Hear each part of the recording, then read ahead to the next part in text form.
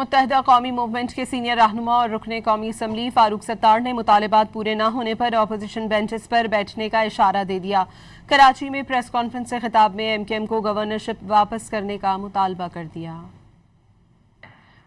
Governorship M Q M کو واپس دینی ہے، اور اگر جلد از جلد ان چاروں مطالبات پر جن پر آپ نے کمٹ کیا ہے اگر عمل درآمد نہیں کریں گے تو پھر ہو سکتا ہے ایم کیو ایم میں جو آج مشاورت ہو رہی ہے کہ پھر ہم اپنے 22 ایم این اے کی طرف سے اسپیکر صاحب کو یہ درخواست دیں کہ ہمارا اپوزیشن کی بینچوں پر بیٹھنے کا انتظام کریں۔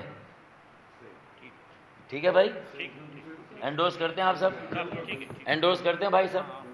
تو پھر 22 سیٹیں جو ہیں ایم کیو ایم کی وہ پھر اپوزیشن کی بینچوں پر بیٹھے گی۔